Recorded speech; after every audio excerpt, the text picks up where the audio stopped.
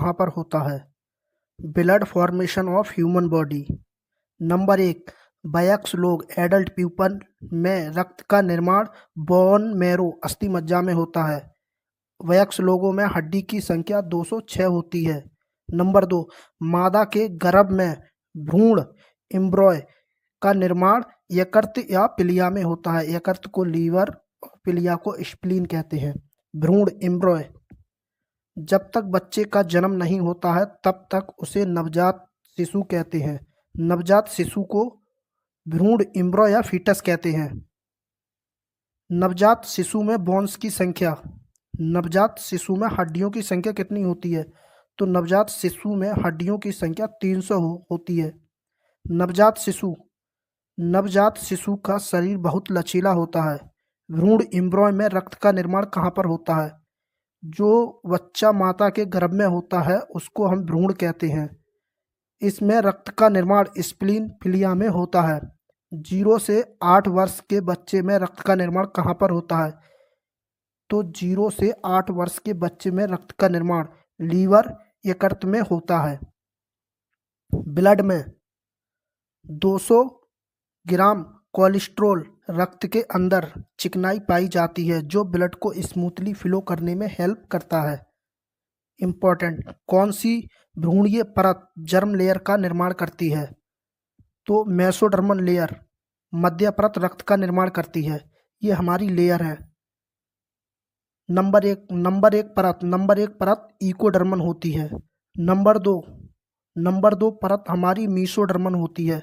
Number 3 परत एंडोडर्मन होती है। नंबर 1 इकोडर्मन, इसे हम बाह्य परत कहते हैं। नंबर 2 दूसरी परत को हम मीसोडर्मन कहते हैं, ये मध्य परत होती है। नंबर 3 एंडोडर्मन, ये सबसे अंदर की परत होती है। भ्रूणीय परत 3 प्रकार की होती है। 3 types of germ layer. Number 1 ectodermal layer. Ectodermal layer बाह्य परत होती है जिस पर बाल, त्वचा आदि अंग होते हैं। Number 2 mesodermal layer. Mesodermal layer मध्य परत होती है जिसमें रक्त, मांस, नसें आदि ऑर्गन्स या अंग होते हैं। Number 3 endodermal layer. ये शरीर की सबसे अंदर की परत होती है जो हड्डी या उसके अंदर के अंग जैसे पेट, आंत, यकृत। वीडियो अच्छी लगी है तो चैनल को लाइक, शेयर और सब्सक्राइब करें और ऐसी वीडियो देखने के लिए कमेंट बॉक्स में कमेंट करें। इम्पोर्टेंट क्वेश्चन नंबर 1, मानव के शरीर में रक्त का निर्माण कहाँ पर होता है? तो मानव के शरीर में रक्त का निर्माण अस्थि मज्जा बोन मैरो में होता है।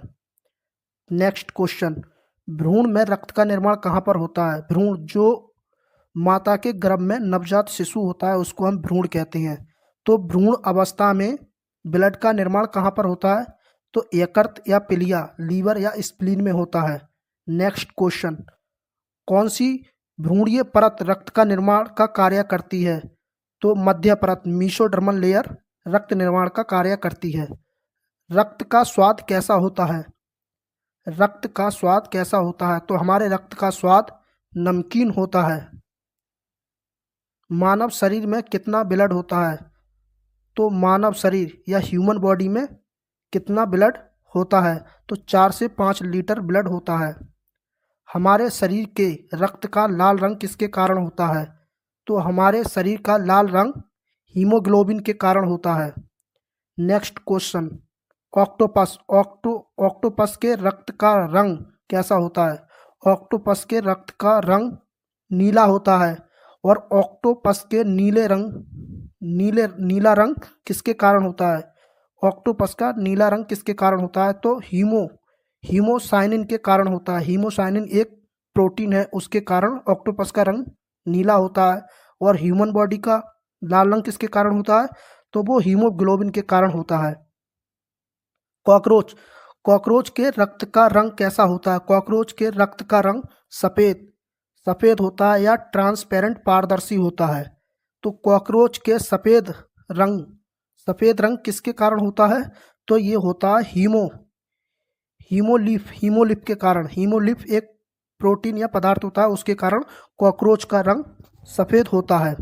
रक्त में सामान्यतः हीमोग्लोबिन की मात्रा कितनी होनी चाहिए? तो normal haemoglobin in blood, blood के अंदर हीमोग्लोबिन की मात्रा कितनी होनी चाहिए? तो मेल में हीमोग्लोबिन की मात्रा 15 यूनिट होनी चाहिए और फीमेल में हीमोग्लोबिन की मात्रा 13 यूनिट होनी चाहिए। ब्लड का वर्क, ब्लड का वर्क क्या है हमारे शरीर में? Human body blood work,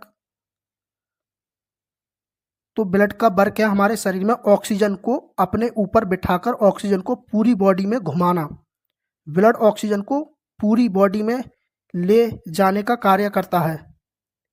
blood oxygen को पूरी बॉडी में ले जाने का एक ऑटो है। हीमोग्लोबिन ऑफ वर्क, हीमोग्लोबिन और वर्क, तो हीमोग्लोबिन के दो कार्य हैं।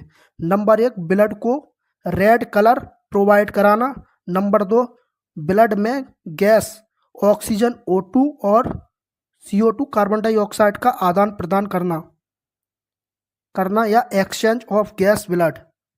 Number 1 O2 in blood, oxygen का ब्लड में घुलना या जाना। Number 2 CO2 out from blood, carbon dioxide का ब्लड से बाहर निकालना। ये हीमोग्लोबिन के कार्य या काम है।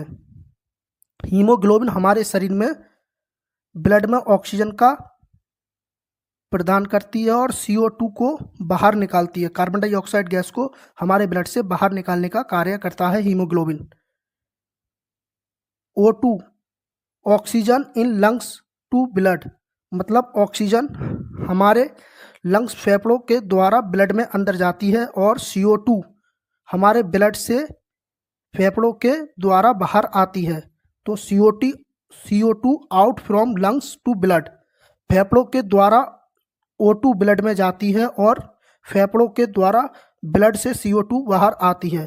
तो हमारे जो लंग्स होते हैं उनके द्वारा ऑक्सीजन हमारे ब्लड में अंदर जाती है और जो हमारे लंग्स होते हैं फेफड़े के द्वारा ब्लड से